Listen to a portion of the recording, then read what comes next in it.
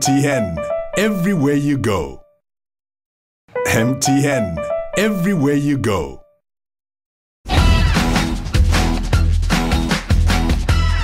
Welcome back. If you've just joined us, you're watching MTV Base Meets with MTN. And in the room today, we have Sir Richard Branson and 5 amazing young people from all over Africa. It's all about taking the leaders of today and using them to inspire the leaders of tomorrow. People like me and my generation and the African youth in general, they just have every piece of information available via internet. Even if you look at what happened in Tunisia and Egypt, it was young people who started, it was things go viral, and that helps people recognize and hear voices. We have everything in our hands, basically. We've got all the tools we need that are necessary to make a change and make an impact. I think we have a lot of power as we are the youth of today, and it's our future, you know what I'm saying? I think people are fearless and they will strive to do whatever they want to do. I feel like we're quite strong-headed about what we want, so if we say we're going to pursue this, it's no longer a thing of like, my parents will let me do this. I'm going to do it because I want to. After the war broke out in Ivory Coast in 2010, like, people living outside the country felt really powerless. Like, we just couldn't help. We had nothing to do, and it was just like the worst feeling ever. Eventually, one of my friends contacted me about this political movement for the opening of humanitarian corridor, and it was organized by this group, like a newly formed group on Facebook. So I started getting involved on those Facebook groups, and then I just felt like I wasn't doing enough. So I contacted some of the admin of the groups, and then I asked them, what exactly can I do? What kind of cases can I just deal with, follow up and stuff? So the first big case they gave me was 2,000 Malians stuck in an embassy. There were 2,185 women, 9 pregnant, 1 needed an emergency C-section, 2 dead people, and they were all like stuck in the embassy because they were scared of getting out, so they had no food, nothing. Yeah, we managed to get the Red Cross to bring them food. We got the Red Cross to also get like rid of the corpse because it was really dangerous. Those groups just really helped in connecting people who felt powerless and actually had something to offer, and properly powerless people who needed help. I'm from Ivory Coast, so especially after the whole political crisis, all I want is to go back as soon as I finish uni and just help build my country and make it better. But I find that a lot of people of my generation, once they tasted Europe, in a sense, like once they find this new world, they just don't want to go back. Like, how do you think we can get the people from our generation to become conscious about the fact that they have to go back? It's worth noting that Africa's economy as a whole grew by about 5 or 6% last year, whereas Europe only grew by about 1%. So I think Africa's got a real chance of actually, becoming, like a Far Eastern country where they've really started taking off. You've got the minerals, you've got the people, you've got the resources, and I think if people like yourself are willing to go back, then you'll have even better people who've maybe been educated and come back and with ideas from Europe and America to help. And I think Africa's heading in the right direction now, and I think it's going to become a thriving continent, over the next 10 years. My dreams are to make interesting film, to be a well-known writer in my industry and my profession. I want to inspire people, just like Richard Branson has, and I just want to make beautiful work. I'm an artist, so I just want to create.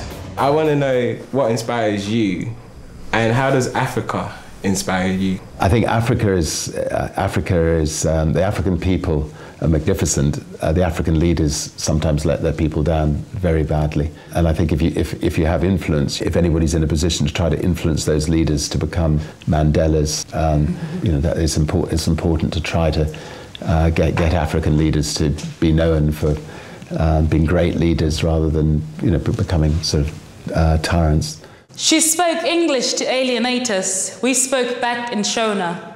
Voices laced in admiration, fascination. How could one as young as us speak so well? Pearls spilling out of her mouth. I write. I'm a poet, and there's different kinds of poetry. What I do is mostly spoken word and a bit of page poetry. I write a lot about boys.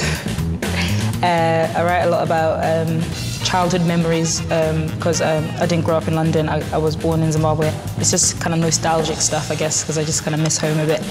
I know that if I was in Zimbabwe and I was to tell my mother that for a career I want to go and write poems, she would look at me like I'm crazy. She would say to me, I'm spending all this money on education and you want to go and write poems when you could be, you know, something else like a doctor or something stable. We didn't realize that private school didn't crown her more intelligent.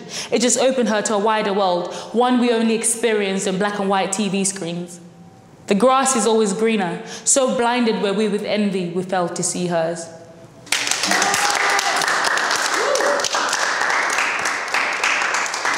Where I come from in Zimbabwe, I'm not really sure about, you know, other parts of Africa, but if you're creative, nobody sees that as a career path. You know, you can't really say, oh, I'm gonna leave my parents' house and go out and be I don't know, an actress or a dancer. So I was just wondering what advice you would give to people who want to make a career out of their sort of creative talent or whatever. Well, obviously, first of all, your creation needs to stand out from the crowd, and you've got to be brave and just, you know, just try to find any opportunity to get up on stage. And because there's just so many people competing for time on television, and you just got to try to get out there and stand out from the crowd. And yeah. So I've heard quite a lot of things about the Elders, your foundation. Could you tell us more about it? I mean, it's incredible that wars still happen. You know, the fact that you get like the war on the Ivory Coast recently, you know, the civil war that broke out. And so Peter Gabriel and myself thought maybe we could get the 12 most respected men and women together and create an organization called the Elders. Nelson Mandela and Gracia Machel, his wife, are two of the most respected elders in the world. And so we asked them if they would be the founding elders, and they agreed. And they then asked people like Kofi Annan and President Carter from America and Archbishop Tutu, an incredible group of men and women, if they would become the 12 elders.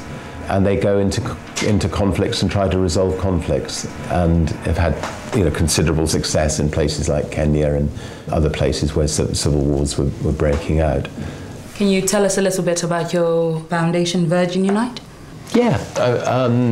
I mean, Virgin Unite is the foundation of Virgin, and we have about 60,000 people who work for Virgin. So the idea is it coordinate those 60,000 people so they can go out and do good in the world. A lot of the work we do is in Africa, and Africa has more than its fair share of problems. That, you know, that's very much on a localized basis, and then, you know, we've got bigger picture things that Virgin Unite does. You know, the global warming is something that's worrying, and so we've set up a carbon war room to try to coordinate the attack on global warming on a global basis. Obviously, you've achieved a lot, and you've gotten a lot of fame and a lot of money along the way. So obviously, that can't be what drives you to still do what you're doing right now, because you've still got a lot more projects happening. So what drives you? I think I'm in a position where I can make a difference now. So a lot of my time spent on setting up not-for-profit organisations, and I also love to have fun. I mean, you know, we do a lot of fun things. You know, we're building a spaceship to take people into space. So Virgin Galactic, and in about 12 months' time, we'll start taking people into space. And the idea is to try to, you know, bring the price of you know, people becoming astronauts going to space right as down and down and down as far as possible. So we just love being in a position to try things. We just, you know, we try to set our targets higher and higher. Hey, what can I say? I'm not the same Lil Simz back in 08. I'm in my own stratosphere, and I hope I make it clear. Don't compare me to the artists that are all the same. I ain't scared of a change. Nigerian music definitely has a say in the type of music I put out. The beats I get have a sort of African feel. I try and listen to different artists, especially African artists and American artists, to try and incorporate that into my own sound. And yeah, I would love to work with a lot of African artists. I like P Square, I like the band. I'd want to work with Two-Face, 100%. On the subject of music, I just want to touch on, do you at all listen to any African artists? I love listening to African music. You know, like people, I mean, Usador I know quite well. Anyway, Africa's rich with music. I'd love to hear your music sometime. What kind of music are you doing? I do like rap, hip-hop. Okay. Yeah, but I do a lot more. I'm just experimental. Yeah. Is it going well? Yeah, it is. It's difficult. I mean, the music business is difficult today. I mean, just to get. Have you managed to get a record company or not? Not at the moment, no. Well, sadly, we don't actually have a record company at the moment, but maybe we'll set one up just around here. Go fully digital. I was just wondering if maybe, because you worked with a lot of musicians in your younger days, did you ever think of doing music yourself? You wouldn't want to hear me. Even if it's just recording a song or playing the guitar or somebody. Yeah, I've bred a musician, but I wasn't good myself. No, my son's a really good musician. Actually, we'll get you two together. Okay. 25, good looking, you know.